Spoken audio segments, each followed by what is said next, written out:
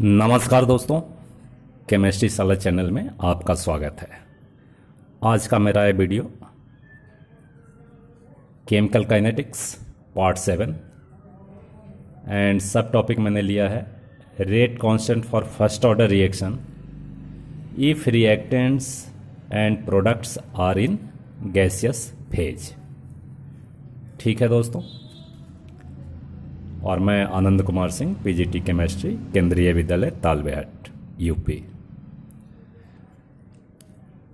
तो दोस्तों, सबसे पहले हमें ये देखना है कि अगर मान लिया जाए कि रिएक्टेंट एंड प्रोडक्ट्स सभी गैसियस फेज में होंगे, रिएक्टेंट प्रोडक्ट सभी किस स्टेज में होंगे भाई? गैस में होंगे, गैसियस फेज में होंगे।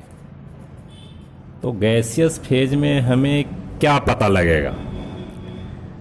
मान लो कोई रिएक्शन कोई कांस्टेंट वॉल्यूम में हो रहा है, कोई वेसल में हो रहा है रिएक्टेंट, और ये धीरे धीरे चेंज हो गया प्रोडक्ट में।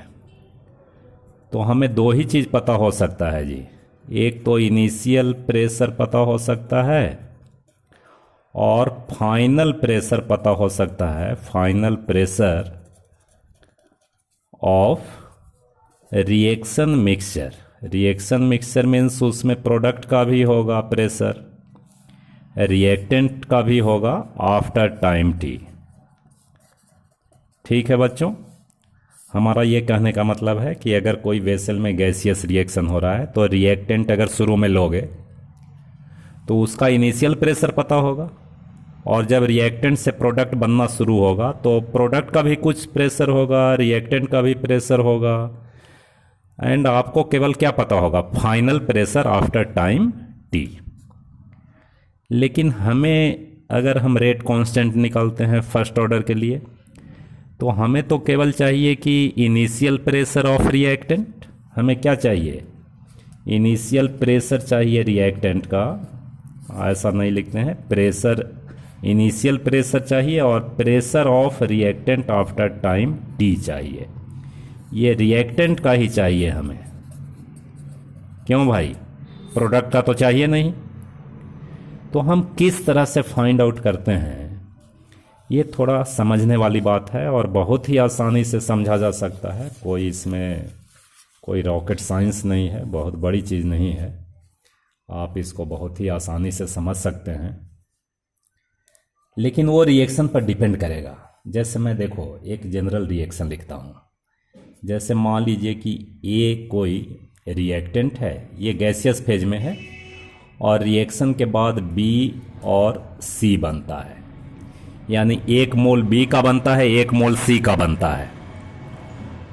तो ऐसा सोचो कि एट टी इक्वल टू 0 इसका प्रेशर क्या होगा? इनिशियल प्रेशर को हम पी लिखते हैं, और एटमॉस्फेयर में है तो एटमॉस्फेयर में लिखते हैं, जिसमें रहेगा पास्कल, पास्कल में लिखेंगे, जो भी होगा, और इसका कुछ भी प्रेशर नहीं होगा। ठीक है। जैसे जैसे एट टाइम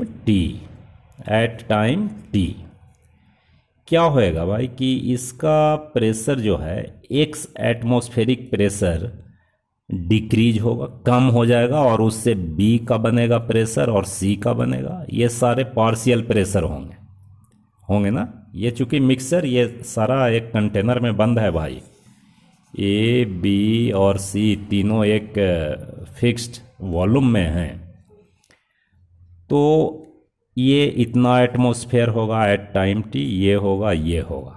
लेकिन हमें डाटा में क्या पता होगा कि ये टोटल प्रेशर हमको पता होगा, यानी टोटल प्रेशर हमको पता होगा कि टोटल प्रेशर कितना है जी। तो टोटल प्रेशर को हम अगर पीटी से लिखते हैं तो पीटी इज इक्वल टू, ये होगा, ये पार्शियल प्रेशर, ये होगा, और ये तीनों को ऐड कर दो, तो P I minus x plus x plus x, x और एक्स ये कैंसिल। तो अब आपका P T equal to, P means, P T means total, ये इनिशियल प्रेशर प्लस एक्स।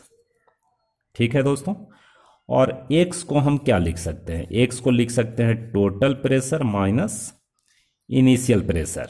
क्या लिख सकते हैं भाई, PI, ऐसा लिख सकते हैं। ठीक है दोस्तों, अब देखो x की वैल्यू हमें मिल गई। हमें चाहिए क्या, रेट कांस्टेंट निकालने के लिए हमें देखो ध्यान से देखना कि pressure of reactant after time t ये चाहिए और ये इनिशियल प्रेशर, यही दो चीज़ तो चाहिए। तो इसको हम लिखते हैं इन the form of initial and final pressure के फॉर्म में। तो देखो यहाँ लिखें कि pressure of reactant after time t क्या है भाई, तो PI माइनस एक्स, और यही हमें चाहिए। तो PI माइनस एक्स को हम क्या लिख सकते हैं, देखो तो PI माइनस एक्स को हम लिख सकते हैं, PI तो हो गया, माइनस एक्स को हम यहाँ से लिख लेते हैं। एक्स को हम क्या लिखेंगे भाई, तो ये PT माइनस PI, और this is PI minus PT plus PI, और एक PI दो PI तो 2PI माइनस PT। यानी ये जो वैल्यू है pressure of reactant after time t in the form of initial pressure and final pressure, ये जो है pressure of reactant after time t equal to क्या होगा, 2PI माइनस PT। अब रेट कांस्टेंट कैसे निकालेंगे, अब रेट कांस्टेंट हम ऐसा निकाल सकते हैं, देखो K is equal to 2.303 upon T, log of initial pressure क्या होगा भाई, PI upon 2PI minus PT। तो इससे हम ये कैलकुलेट कर सकते हैं, लेकिन बच्चों एक चीज़ ध्यान रखना कि ये जो है कोई एक फॉर्मूला ये पर्टिकुलर रिएक्शन के लिए है। अगर मान लो रिएक्शन का स्ट्रक्चर बदल जाता है तो ये भी, इसमें भी कुछ चेंजेज होंगे, लेकिन आपके लेवल में ऐसा ही क्वेश्चन आएगा, इतना ही सिंपल आएगा। लेकिन फिर भी मैं थोड़ा बता देता हूँ कि अगर मान लो कि if A gaseous reaction is in the form ऐसा अगर आ जाए कि A है जी और वो चेंज जो हो रहा है 2B प्लस C में हो रहा है, ऐसा भी तो रिएक्शन आ सकता है।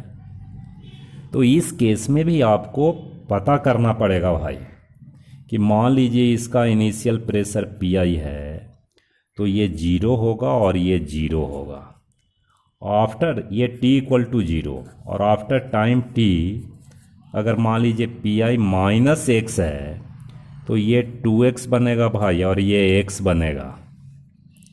तो इसमें जो PT की वैल्यू होगी फाइनल प्रेशर की, वो इसका और इसका सम हो जाएगा।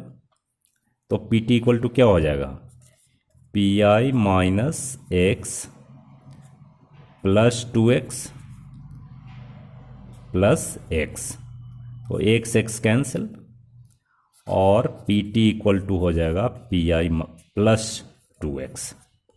ठीक है, अब हम इसको 2x को हम क्या लिख सकते हैं भाई, 2x is equal to PT minus PI, और x equal to PT minus PI upon 2।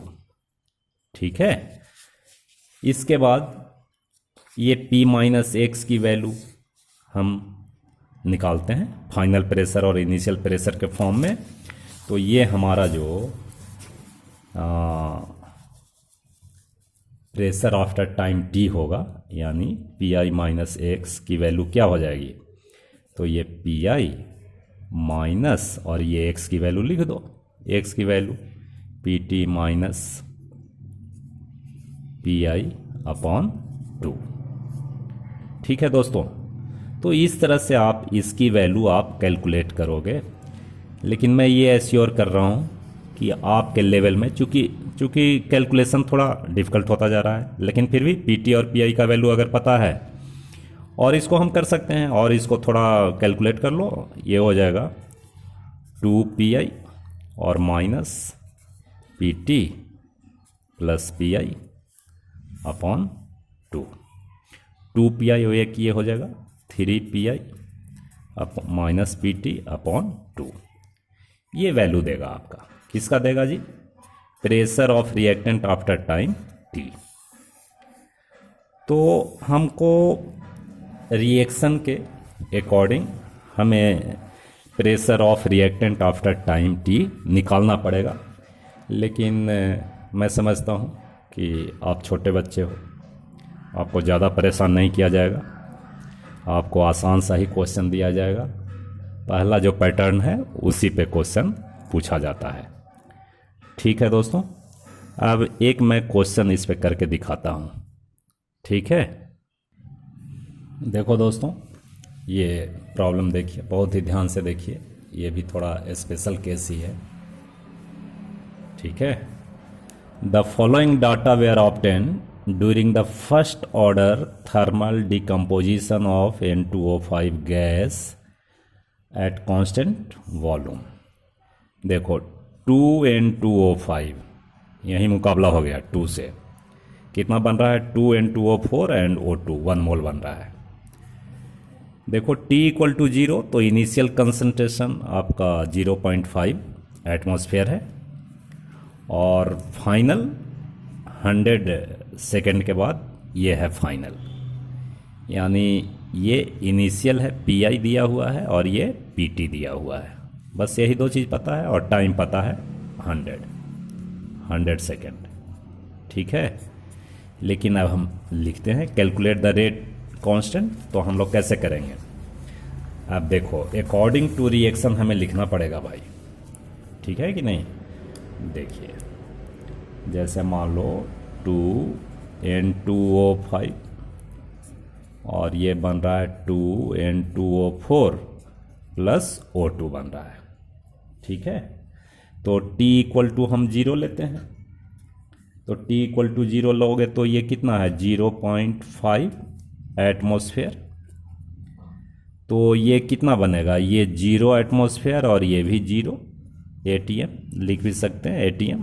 ठीक है, अब कहता है कि आफ्टर टाइम T, यानी 100 सेकेंड के बाद क्या होगा कि 0-5, अब यहाँ x नहीं लिखेंगे भाई, ये 2 है तो 2x जाएगा, इसमें से 2x जाएगा, तो ये बनेगा कितना?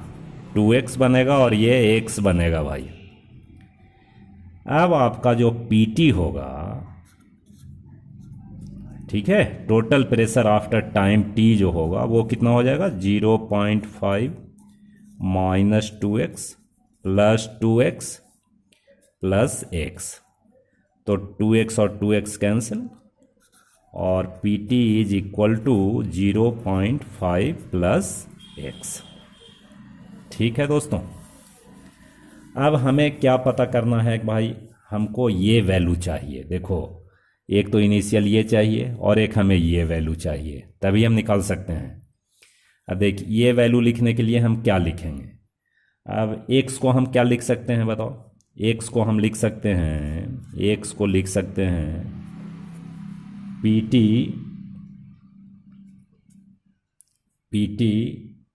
माइनस लिख सकते हैं, माइनस 0.5 लिख सकते हैं।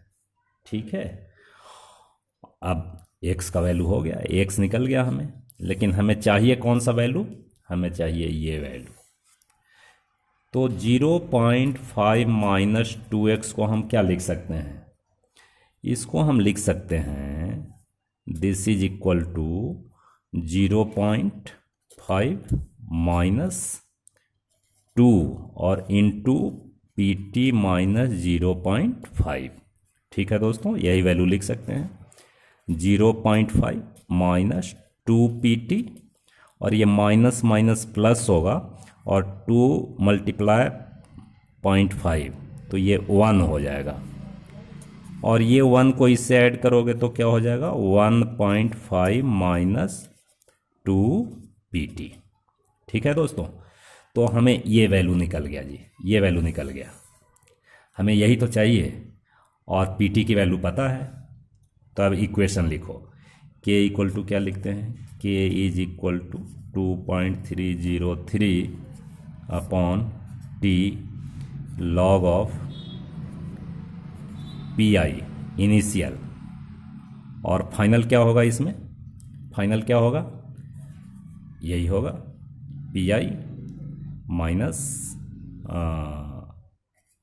इसमें हम लिखेंगे PI माइनस 2x, इस इक्वेशन के अनुसार हमें लिखना पड़ेगा। और K इज इक्वल टू हम लिखेंगे 2.303, और टाइम कितना है भाई, टाइम आपका है 100, ये देखो ये 100, तो 100 यहाँ भर दो, और ये लॉग हो गया, और इनिशियल हमारा कितना है 0.5, तो 0.5 अपॉन ये 0.5 माइनस 2x की वैल्यू, ओहो हाँ 0.5 माइनस 2x की वैल्यू हमारा क्या है, ये 1.5, ये 1.5 सॉरी ये 1.5 माइनस 2 इंटू फाइनल प्रेशर हमारा कितना है 0.512, तो इसको मल्टीप्लाई करेंगे। ठीक है दोस्तों, अब इसको मल्टीप्लाई करते हैं, देखो इसको आप मल्टीप्लाई कीजिए तो ये आ जाएगा K की वैल्यू 2.303 अपॉन 100, और ये आ जाएगा आपका लॉग ये 0.5 अपॉन 1.5 माइनस, इसको मल्टीप्लाई कर दो भाई, ये वैल्यू आएगा, और K is equal to 2.303 upon 100 log 0.5 upon ये आएगा 0.476, ये एटमॉस्फेरिक प्रेशर है भाई, ATM।